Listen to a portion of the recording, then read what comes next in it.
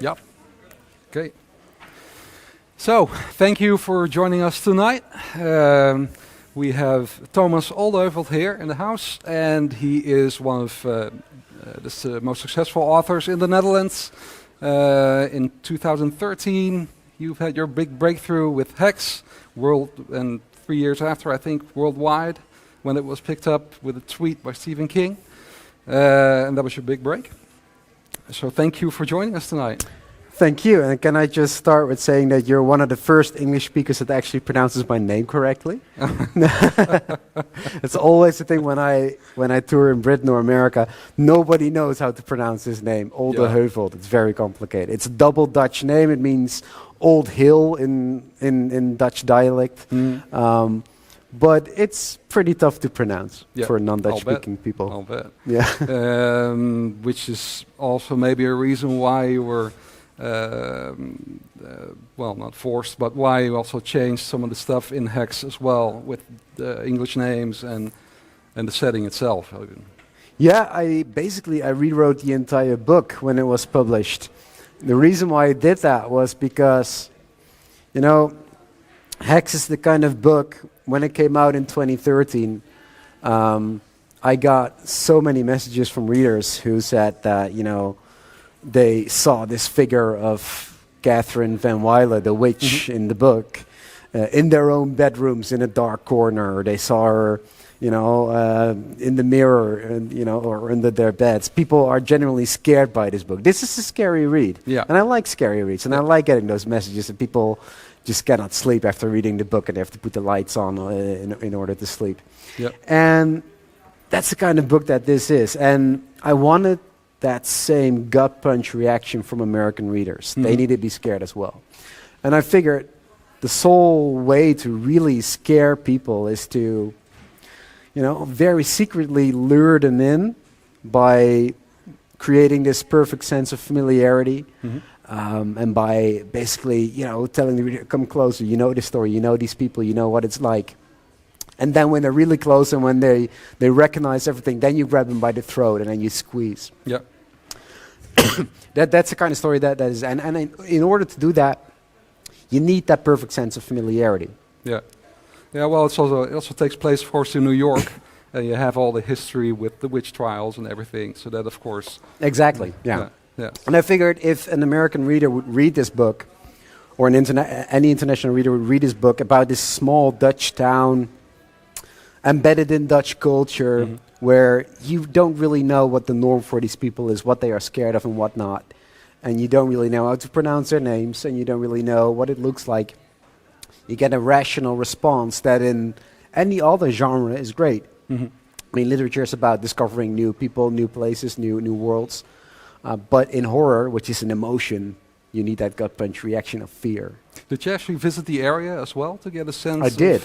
Yes, in 2014 when I was rewriting the book, I went to the place where I located. So the first step that I took is that I researched it on Google Maps. So I was looking for a location that had roughly the same kind of, you know, geographical pinpoints and roughly the same kind of atmosphere.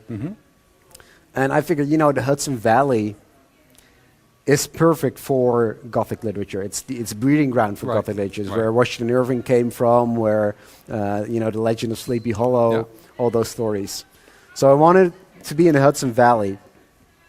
And then I discovered that in the Hudson Valley, you get the West Point Military Academy, which is an old military school in the United States. And that seemed like the perfect place because it's all military grounds there, those woods. And you have the Black Rock Forest really nearby. And that seemed like the perfect place because in the book, even though this town is on its own, even in the Dutch version, they were supervised by the intelligence agencies. So West Point seemed like the perfect place to do that. So I picked that place. And then I went there. I went up the Hudson, when I was visiting Washington and New York. And I walked around in these woods, and there's a hill in the Dutch version of the book called the Duivelsberg, like Devil's Mountain. And when I was walking around these places, I saw this sign called Mount Misery. You know, it's a little bit different, but that's the same kind of feel. Yeah, perfect. So it's perfect fit. Yeah. So all these places are real. The only thing that's fictional is the actual town of Black Spring. Right. Yeah. Right. And do you also get attached to the characters you write? And was it again the same whenever you had to rewrite it with English names? Was it hard to get attached to the new characters, so to speak? Not really hard to get attached to them because they were the same people. They were, in a sense, they are the same people. It's a strange experience when you read the Dutch edition first and then the English edition, if you're able to read in both languages. And I had that experience as well when I was writing the book, of course, and rewriting the book. Because the people are the same, the storylines are the same, except, of course, they are not. Because when you change their names and you change their geographical location, the whole character of the story changes.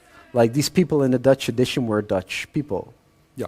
But then when you rewrite it and change them into American characters, they bring a different background. And I wanted to do it in a way that it felt natural, that these were genuine American people, but at the same time keep the Dutch character of the book. Right. Like, the main thing in Hex is these people are used to the presence of the supernatural in their midst.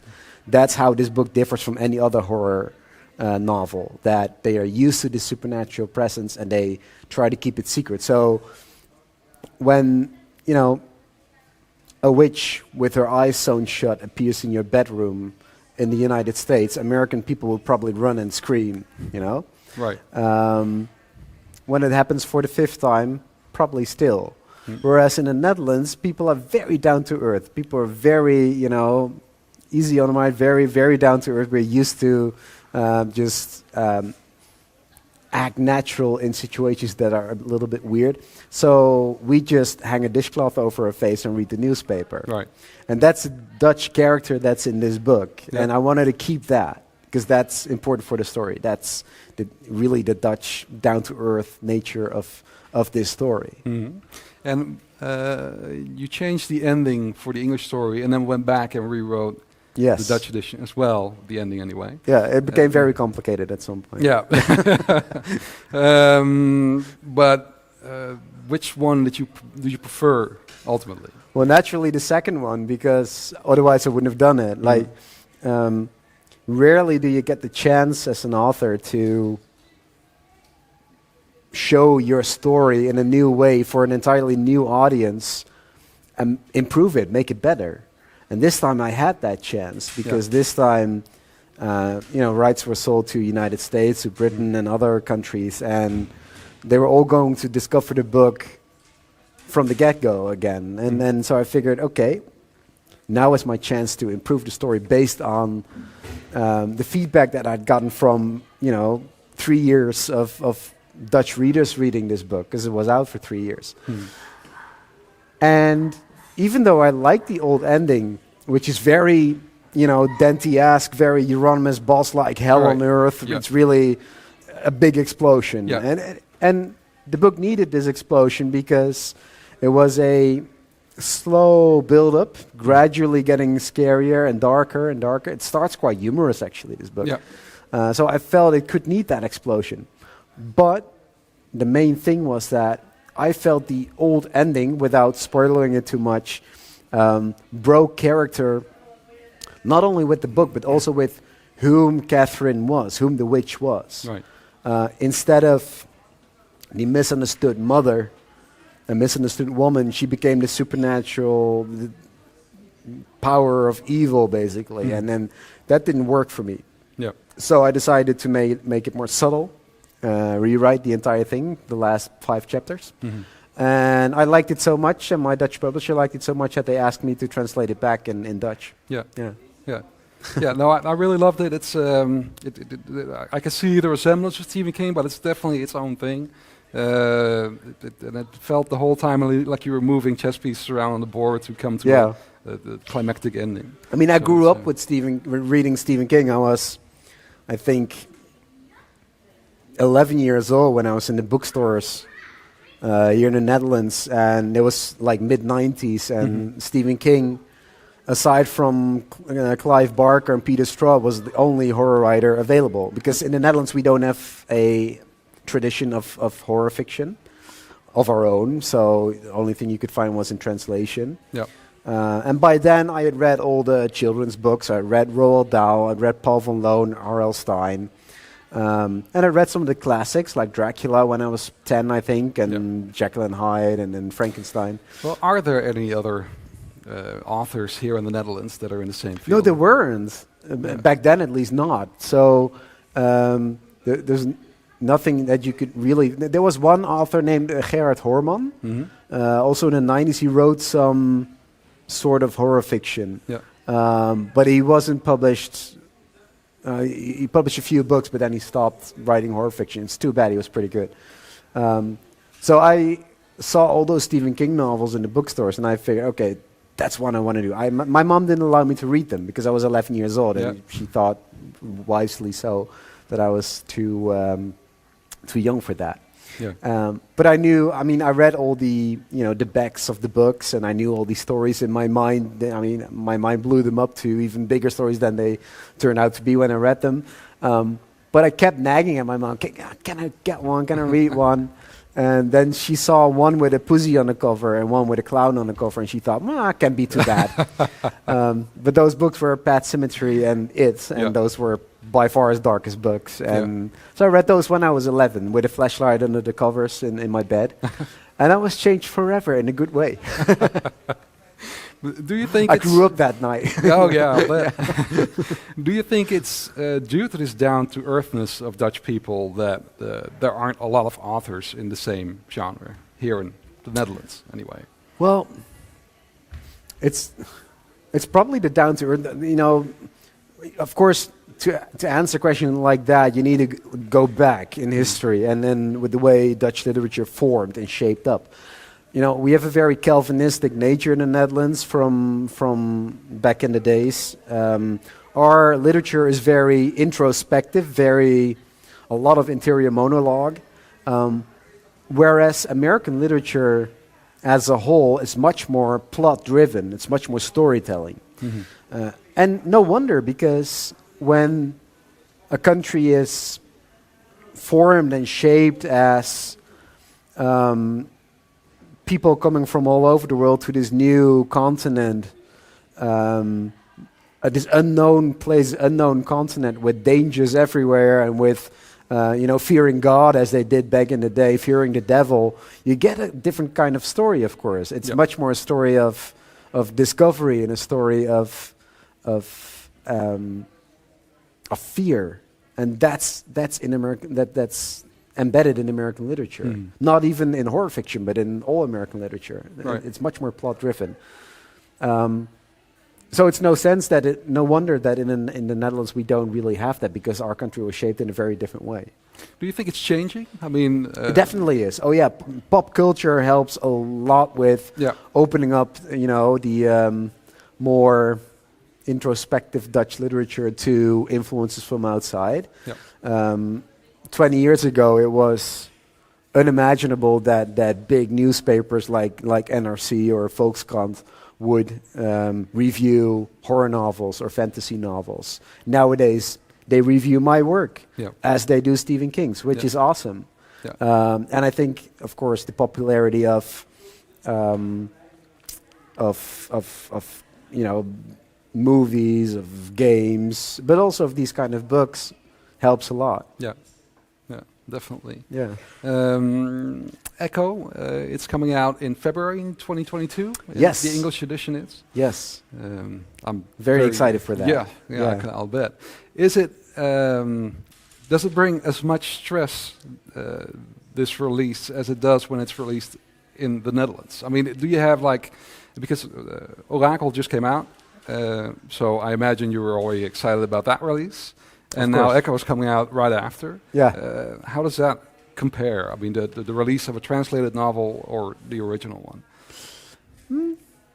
It is like publishing a new book in the sense that an not entirely new readership is going to rediscover that story.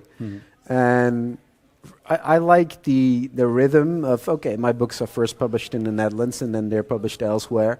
I like the rhythm of not having to talk about the same book all the time. Right. Like for years and years and years I've been talking about Hex because it's been published in 25 countries, and when the promotion for it in the United States was done, it started in Brazil and then in China and then in Eastern Europe and then everywhere. Which was, don't get me wrong, it's an honor and it's fun. Yeah. But it's nice to be able to talk about different books. Yeah. And so now in the Netherlands I've been used to talk about Oracle. And now I can go back to Echo, which is really nice. Yeah. So there's always a sense of, like nature and history plays a large role in I think all three of these books really. Yeah. What is your background with that? So with Echo, the way I like to start a story is I like to take an archetype from the genre I love, from horror fiction, and change that in a fresh way. Like reinvent it, do something really new and original with it. And in Echo, I wanted to write a story about possession, because I like possession stories. I mean, The Exorcist is the quintessential possession story, of course. But once you've seen The Exorcist, and I saw it a long time ago in cinema when the remake came out, Right. I know it's gruesome with the girl walking down the stairs and all that. But once you see different possession movies or read different possession stories, in a sense they're all the same. Mm-hmm. And there's always that sense of religion that plays a big part. There's always a devil, a demon, some kind of religious force, and then there's the priest or the holy man who comes to exorcise the evil force. But possession is so much wider. Right. And I wasn't raised religiously.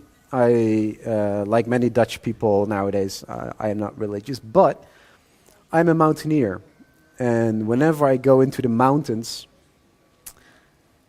mountains are so vast, they're big, they're grand. And when you're on a mountain, you feel very small, you feel very human. Yeah. And these mountains are bigger, they're way bigger. And you have that sense of awe that's basically also one of the quintessential elements of Gothic fiction, being awestruck by nature that's so overwhelming that it's so much bigger than you. And whenever I'm on a mountain, you feel that mountains possess some sort of a soul. Mm-hmm.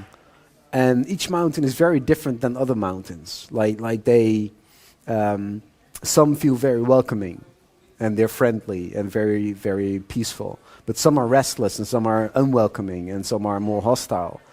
And downright scary sometimes, to be on their flanks, to be on their ridges, and you want to get out of there quickly. And it's just some kind of energy that you feel there. Yep. And my rational mind goes, yeah, that's just part of, how the overwhelming sense of how steep it is and how deep those voids are and all that.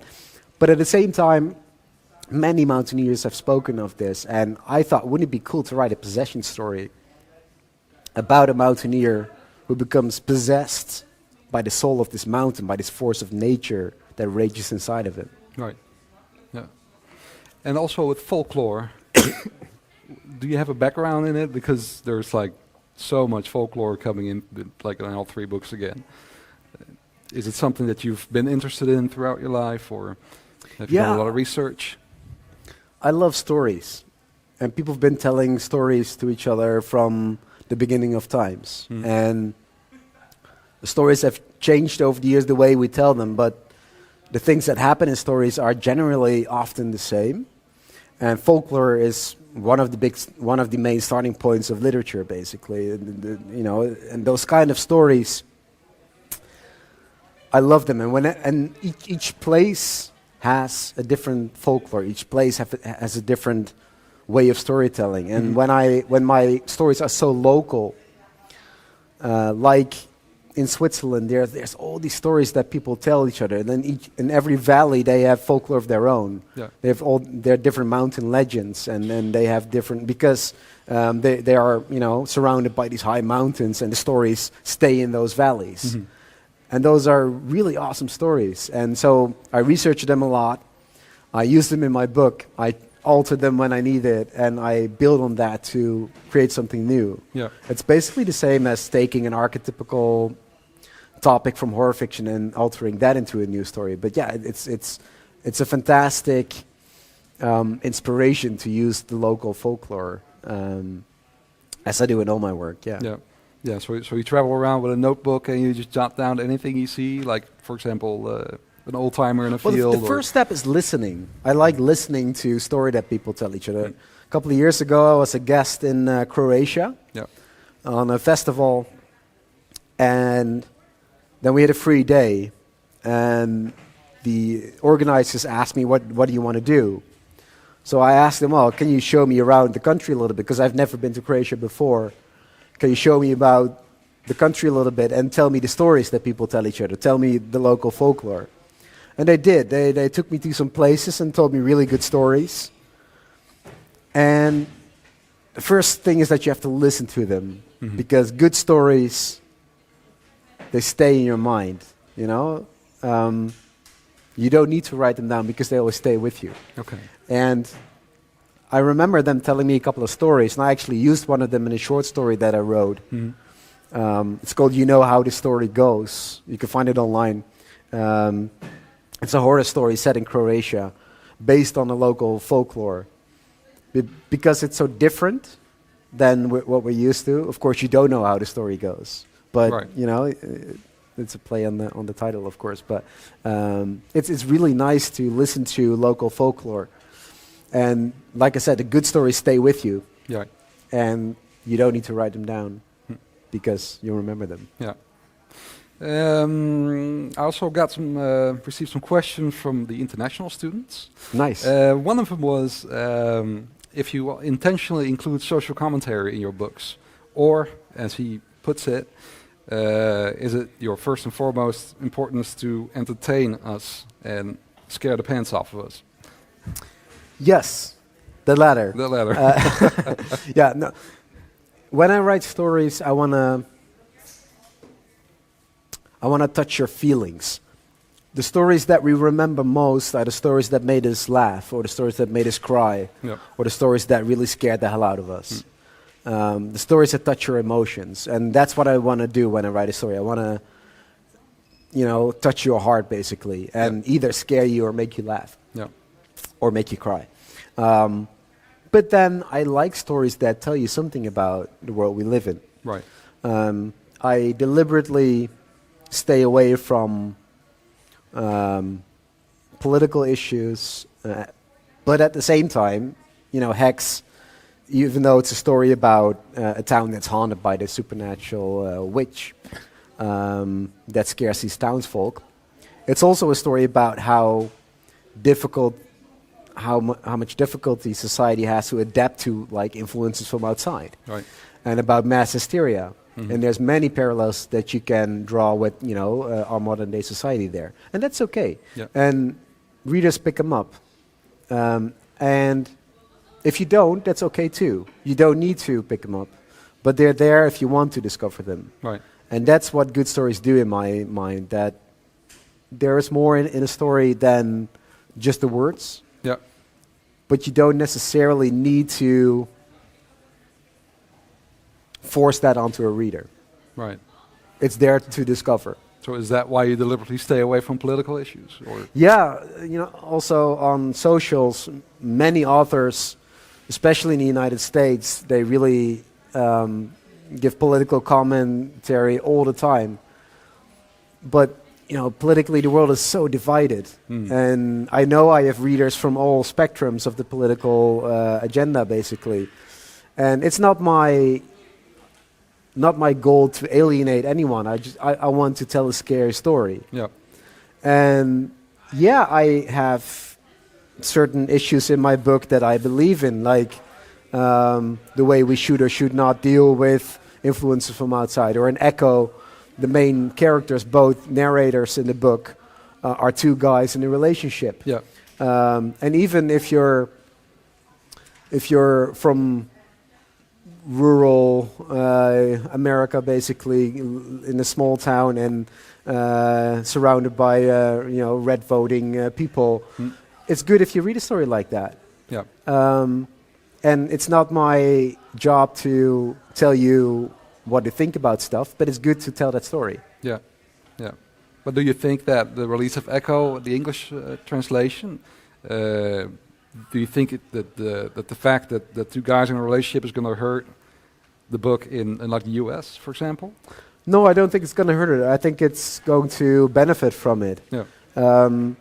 There are not many mainstream popular fiction novels where LGBTQ characters are there without it being an LGBTQ story. And Echo's not an LGBTQ story. Yeah. It's a horror story. Yeah. It just so happens that these are two guys living together. But it's never about these issues. Right. And that's a strength, I think. Back when I was writing the book, I was a little bit nervous about doing that because I'm just starting out as a novelist with one big breakthrough book internationally. And I asked my agents and my publishers around the world, well, is this going to, make it more difficult for me to find readers or to and many of these publishers said, no, readers are looking for stories like this. Right. And recently, just last week actually, I got an email from my agents that Echo is now sold to Turkey, for instance. Oh, really? Which is really interesting because I thought that was going to be one of the more difficult languages for a book like Echo to be published in, but apparently they don't really mind. Yeah.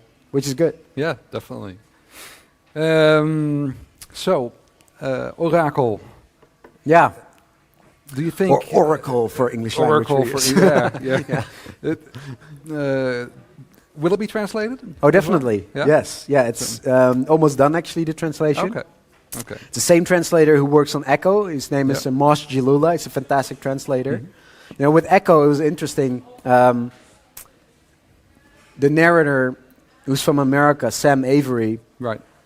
He's this linguist student who's very keen on language, right? And then he has his own particular way of telling the story, very stylistically, a mix of American English and Dutch because he's an American writing in Dutch.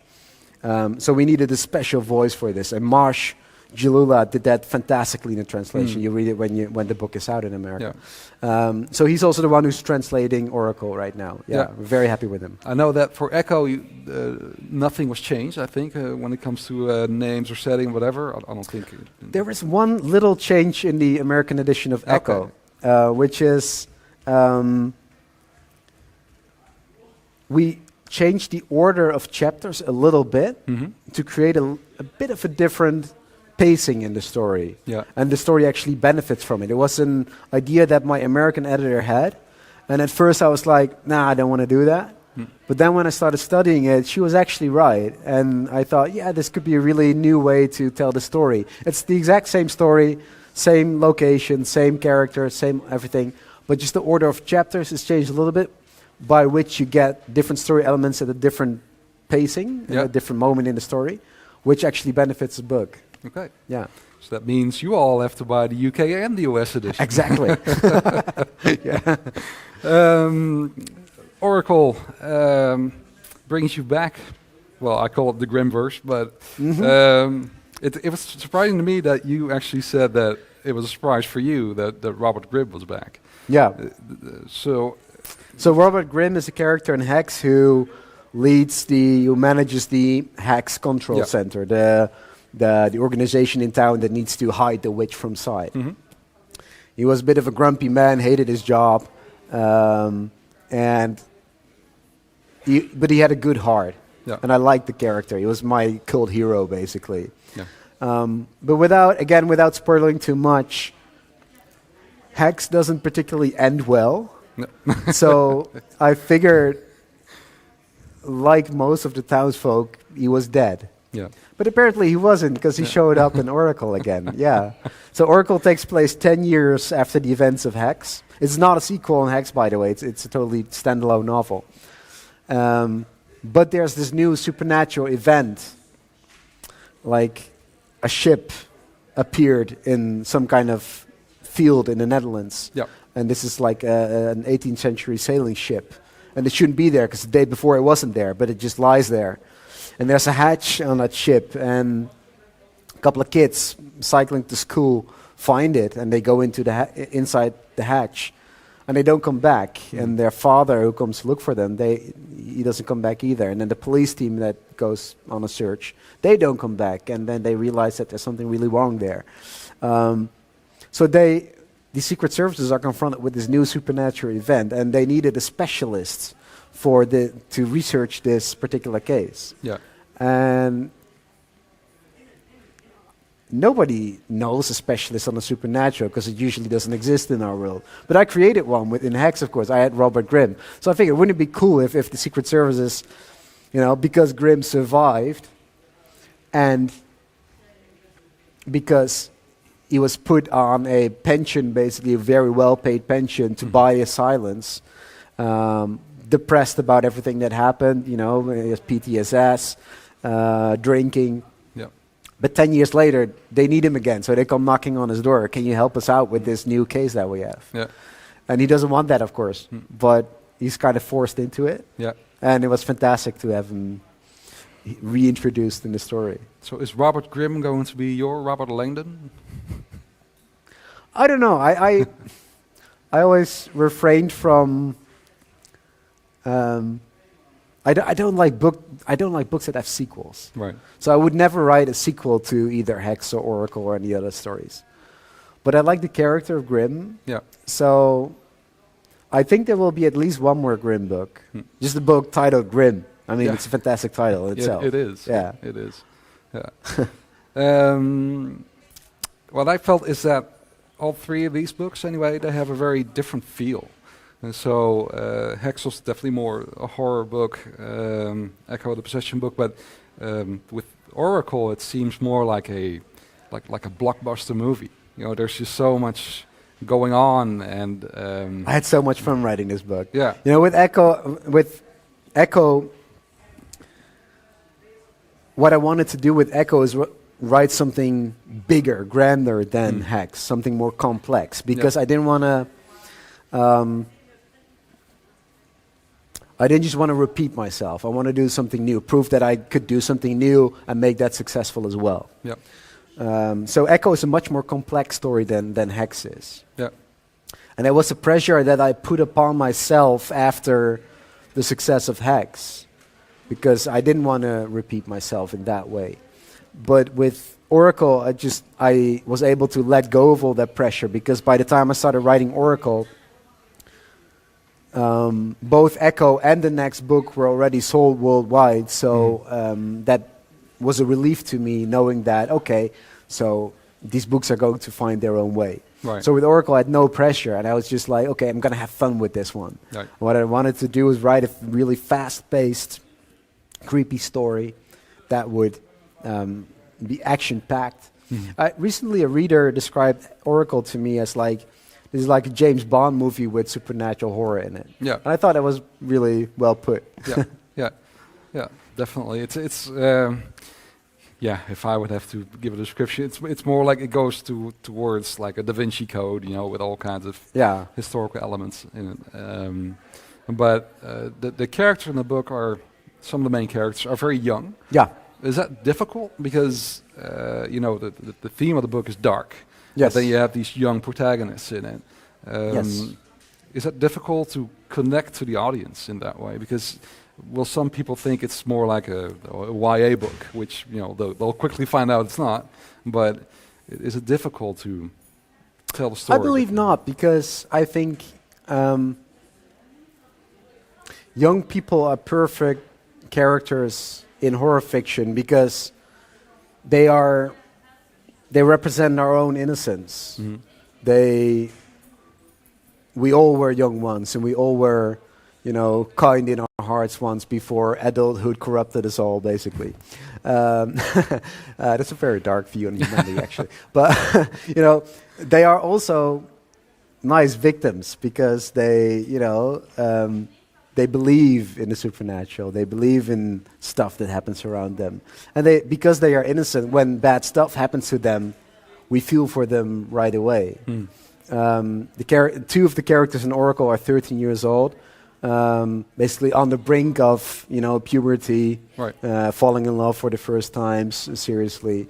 There's all that is in this book, but at the same time, it's a very adult book. Right. But I did discover that I'm told more and more by school teachers and by parents that it is so difficult nowadays to get kids to read. Yep. It's very difficult to get kids to read because of all the subtractions everywhere. But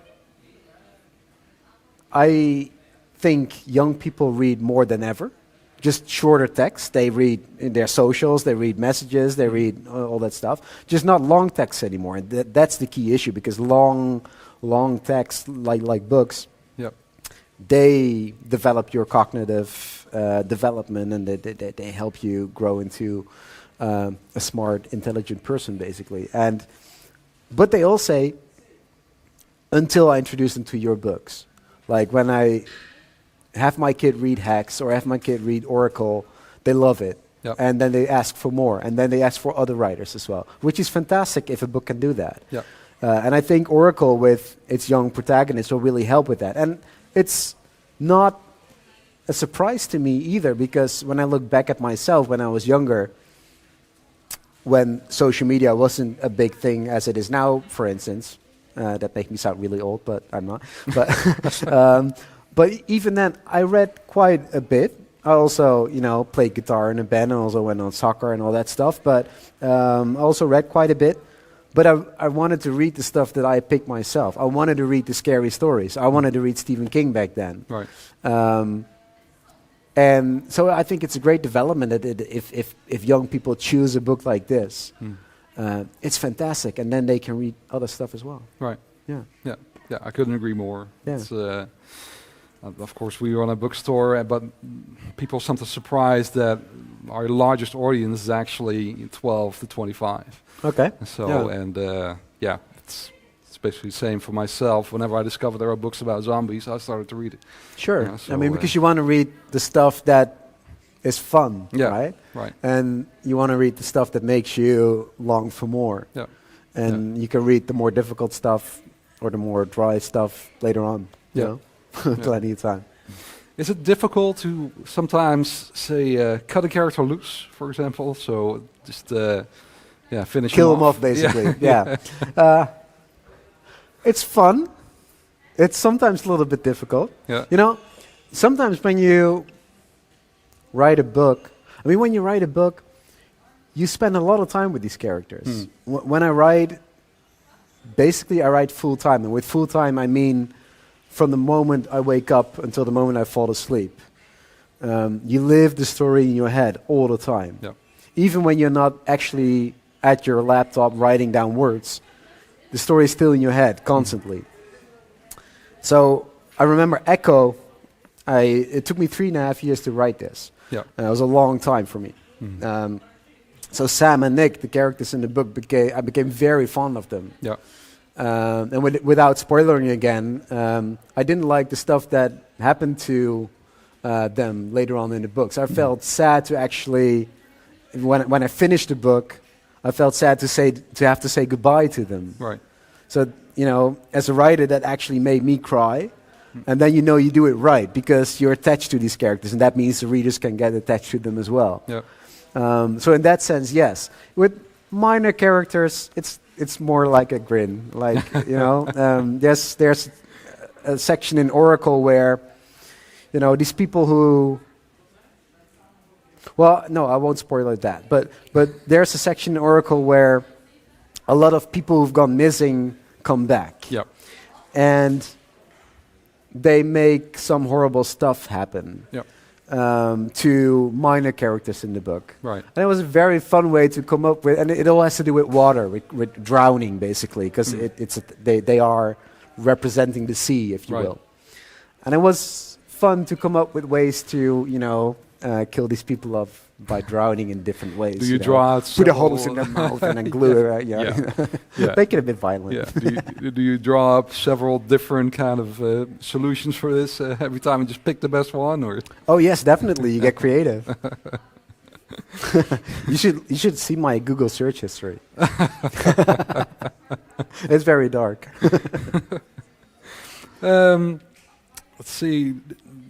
Coming back to your writing, do you have like a set goal of writing words every day, so many words or whatever? I've heard Stephen King wants to write 2,000 words every day. Is there a certain goal that you have, or do you also try to make time, for yourself to go mountaineering or play guitar? So I like to. I'm one of these writers that I need to seclude myself to write. When I am promoting a book, I do little writing. It's hard to combine for me. I know writers that write in planes, in hotel rooms, in train stations, in bars. I build a shed in my garden. Yeah. Like Roald Dahl used to have, like this little garden house. I do have a heater, he didn't, so he was more hardcore than I went. But I need to be locked up in my writing cabin basically to write. And when I'm deep into a story, I can write sometimes over 2,000 words a day. My average is about like 1,500, I think. You just need to get in a pacing basically. And if you write every day, the story will get done. Yeah. Yeah. And do you focus on just one book, or do you have multiple projects going on? Or? I've tried several times to write several projects at the same times. It never works. Okay. No, I like to focus on one story in one book. Somehow my mind has a difficulty to compartmentalize all these different projects, basically. I need to separate them. Right. Like last fall, I was finishing Oracle, and then my US publisher came in with edits for Echo. So I needed to go back to Echo in a different language, of course, because those were in English. Right. And Oracle became a longer story than I anticipated, so it took me a bit more time than I planned for. So I needed to shift my attention between 1 and 2, which didn't really help the process. Somehow I managed to get it done, but I preferred to keep them separated. Right. Yeah. And when it comes to editors, I believe with Stephen King's The Stand, they edited 400 pages out of the book when it first came out. Yeah. And of course later they brought it back in. Is there stuff in the books that you that they've edited out that you feel like I wish they would have let that in the story? No, there's a lot of stuff that either they or I edited out for good reasons. My manuscripts are usually at least 15% longer than the actual thing in the book. Right. Because I write quite organically, and I write quite fast when I actually write. So, but I also write a little bit perfectionistic. So my first version is always very close to where it needs to be. Right. Except for that, because I write in one stretch basically, and I don't plan a lot ahead, that a lot of sentences needs to be just a little bit shorter, or a lot of chapters just a little bit shorter. Yeah. In Oracle, for instance, I discovered that when I was writing, I shift between 4 different viewpoint characters in Oracle. And whenever a new chapter started from a different viewpoint character, I started with basically a summary of what the other character had just experienced in the previous chapter, but then from the new character's point of view, which was annoying because a reader doesn't need all that information. But I understand why I did it, because I apparently needed that information as I was writing it pretty fast. Right. Because I needed to know how this new character thought of what happened in the previous chapter. But it's all stuff that could be cut out in the second round, and that's what we did, and that saved a lot of pages. Yeah. Yeah. There's also one interesting question from the ISB. It said, if you would find yourself in the plot of your own novel, which book would it be, and what would you have done? Oh, wow. That's interesting. That's what I thought. I should have said it. It was my question. You know, when you write, you always envision yourself as the character you're actually writing about, whether it's someone who's really close to you or someone who feels very far away from you. Like in Hex, I really loved Tyler, the kid. Right. He's 17 years old. He is idealistic. He has his heart in the right place, wants to do good for the town, but also is flawed and also, you know, not even, like 2/3 of the book comes to a pretty horrible end. If I were him, I would have probably fought more to actually reach the goal of taking the story out, bringing the world into the town of Black Spring. That could have saved the entire town, I think. Yeah. He had the right intentions, he just didn't follow through with them. But he was young, what was he supposed to do with all those forces in the town, of course? So I don't blame him, but that's what I would have done there. But also, when I put myself in the feet of, for instance, Eleanor Delvaux in Oracle, who is basically the woman who leads the Secret Services in the Netherlands, and she becomes this force of evil. She represents the evil in the book. I imagine what I would have done differently as well, or what I would do the way she does it. It's very interesting to think, because you write so many characters that are so far away from you, and you still have to imagine what you would do in their place. Yeah.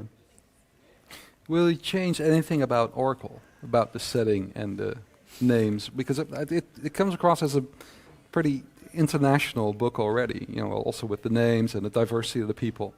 So I'm not sure if it's necessary. So Oracle, in a sense, is a very Dutch story. Yeah. Right? It sets in the Netherlands, and because of its geographics, the North Sea takes a big place in it, and has a big role in this book. The North Sea, that until like 8,000 years ago was this landmass called Doggerland, yep. Where mammoths still roamed, and there were whole civilizations there, like primitive civilizations, who were animistic in nature and, you know, prayed to the gods of nature, if you will. Geographically, that would be hard to change, so I decided not to.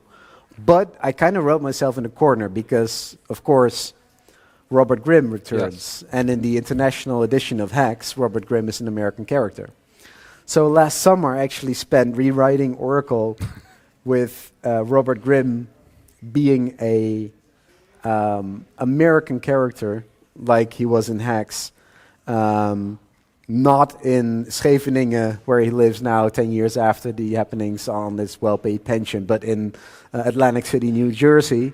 And the CIA, who managed the whole project back there in America, they come pick him up because their Dutch counterparts are confronted with this supernatural event that they need a specialist, and he's the only specialist in the world they can think of. Yeah. So the story changed a little bit.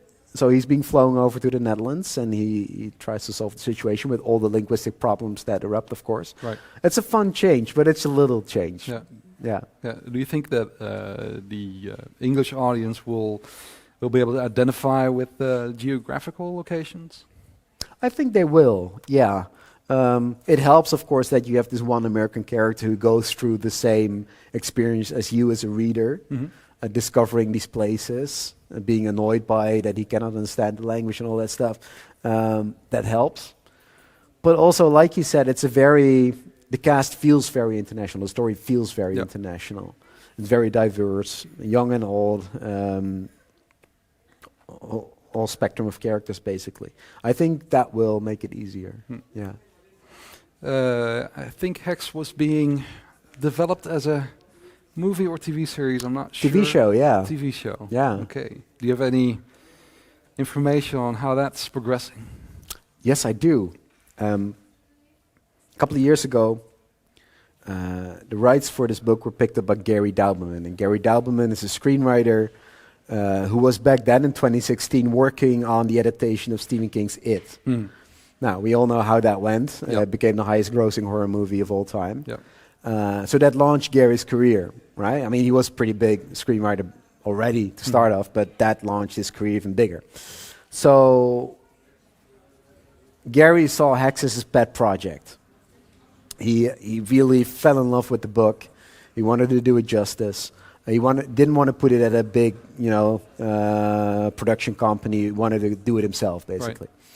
Right. But of course, because of it and its success, he was put away from the project all the time. Like, he was drawn away from it, and he needed to write on big movies. Good for him. Made him a lot of money. Yeah. So last November, the rights would come back to us. And 1 week before those rights returned to us, Gary sent me a panicked email. He was saying, fuck, I just discovered that the rights are away next week. And because of the pandemic and Hollywood being closed up, I spent a lot of time working on Hex, and he actually had a screenplay finished for the pilot episode. Right. So my agents and I were like, okay, well, send it our way, and we'll see what we can do. So we read the script, and it was really good. And so we proposed to him, what if we work together on shaping this script to where it really needs to be, which gave me some sort of opportunity to get my own vision in there. And we'll give you a shopping agreement to go to the networks. And that's what he did. So he had a big production company behind it now, James Wan, who is from Aquaman, Saw, all those big horror and action movies. They're going to produce the show. And they went out to the networks, and one very major one bid, basically, and they all summer this contract has been in negotiation, and just 2 weeks ago we closed the deal. Okay. So very soon we'll announce where we'll be, but it's going to be a very good network, and so it's finally going to get made now. That's exciting. So yeah. You also said, I believe, even this year in an interview, that you're not there yet, and you're never going to get there. Why? Well, like, is that a drive for you, or is there a certain place you're going, or what do you exactly mean by that? I think I was referring to, all the way at the beginning, I told you that, like, when I was 11 years old, I was in a bookstore looking at all those Stephen King novels, thinking that's what I want to do.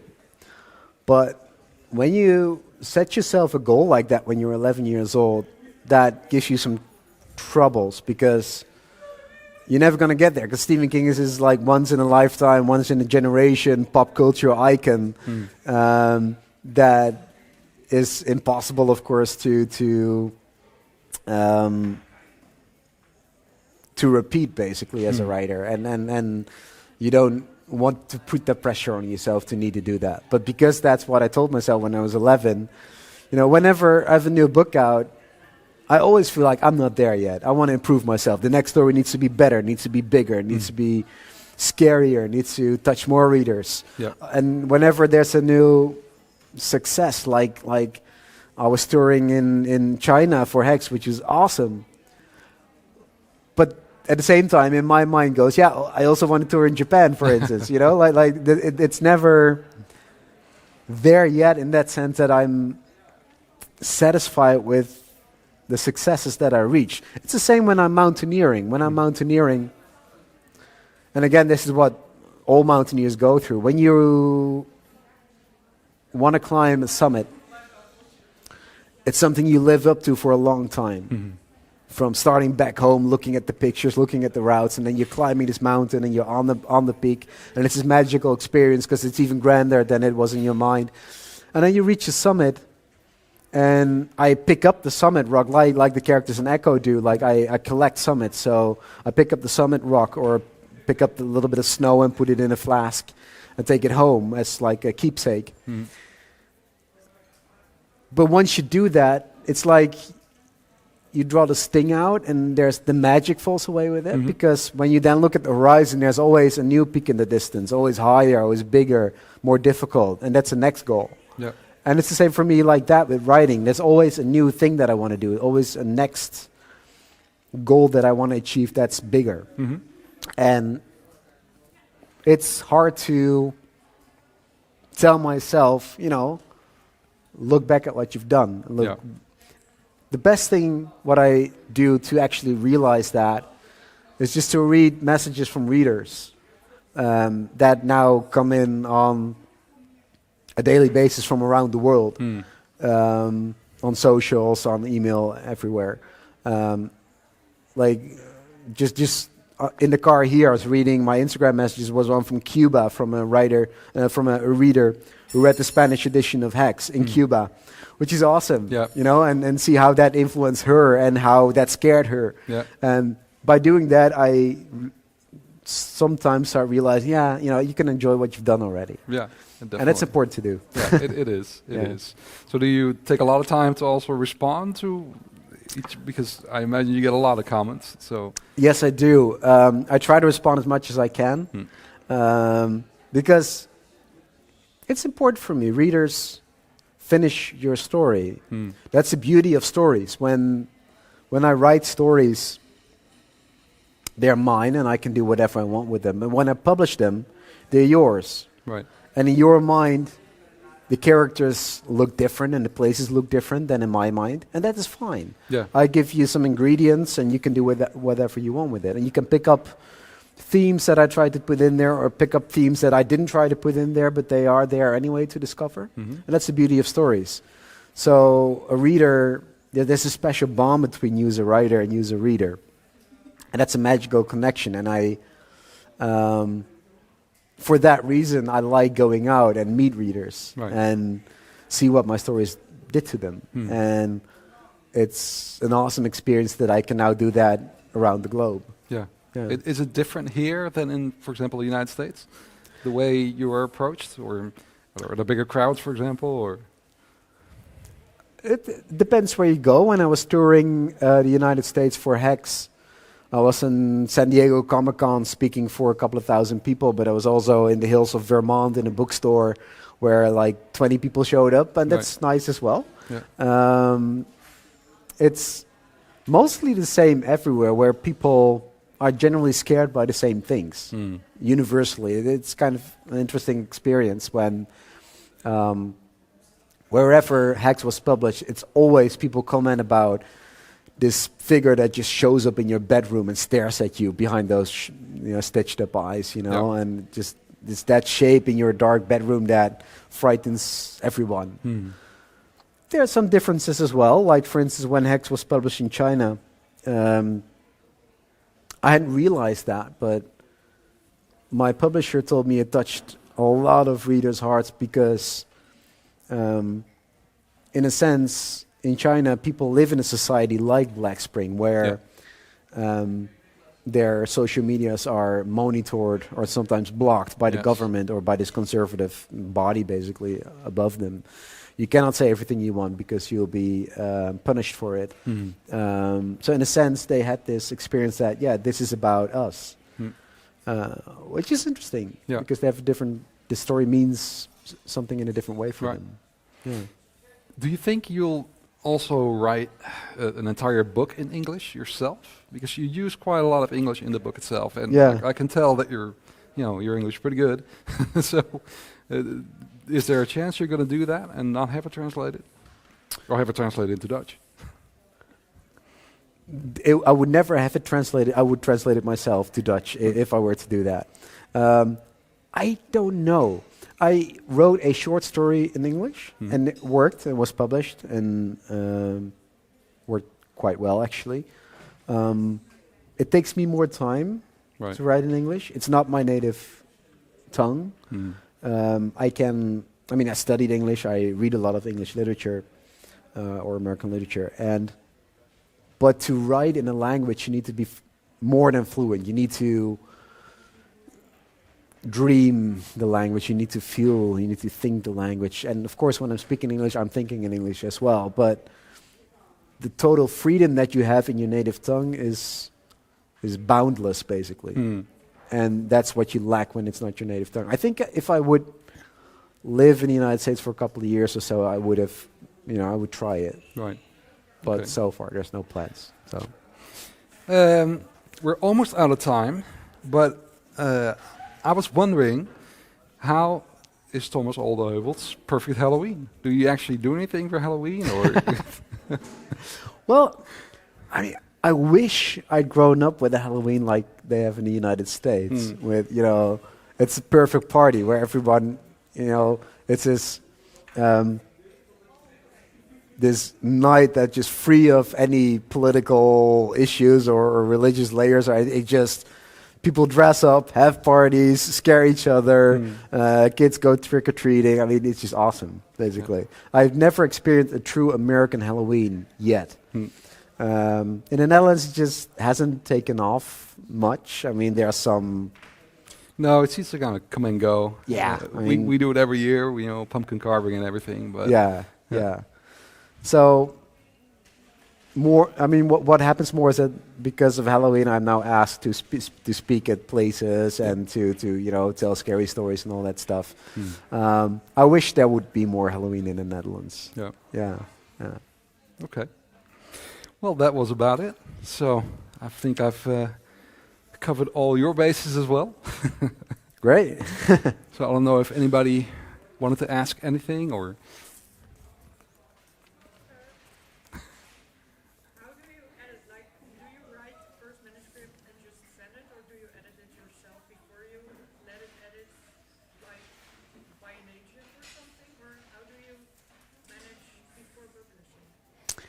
So what's my editing process like? Like I said, I write quite organically, but I also write quite perfectionistically. So my manuscript is mostly there where it needs to be. I don't usually need big edits like an entire rewrite or an entire restructuring of a book or anything like that. What I do, I print out my manuscript. At the same time, I send it over to my publisher, to my editor. I have two editors, actually. One who works with the publisher, and one is an external editor. She's just a very good friend of mine who, she's a script writer for TV. She's fantastic in the way she thinks about scenes. Whenever I brainstorm with her, my writing and my storytelling is very intuitive. She manages to structure my intuitive ideas into real scenes, and she's perfect in telling me, okay, this scene works because of this and that, and if you change this or that, then it will work in this in this way. So she's very structured, and I need that. So I send it to those editors. Then for a couple of weeks, I don't look at it. You want to get a certain distance from your story, because when you get this sense of distance, you can read the story again as if you're reading it for the first time. And especially the parts that you wrote longer ago, they feel more distant, of course, because you wrote them a year ago or something. So then I go, when I pick it up again after a couple of weeks, I read it with as fresh a mind as I can get. And then I just start thinking, okay, this is good, this I can use, this is where it slows down, so I need to cut a lot of pieces here. This is where the language feels clunky, so I need to do something there. So on paper, I just start scratching, basically, and I start, moving parts if I need them to. Then I put that version of the manuscript next to the editor's manuscripts that then come in. Again, all on paper, because I like to see it right in front of me. And then I just compare. And there are always similarities, and there's always differences.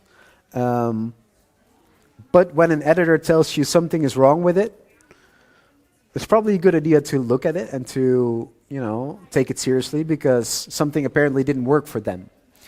And sometimes I fix it in the way they introduce that I can fix it, or sometimes I then start thinking about this. Why doesn't it work?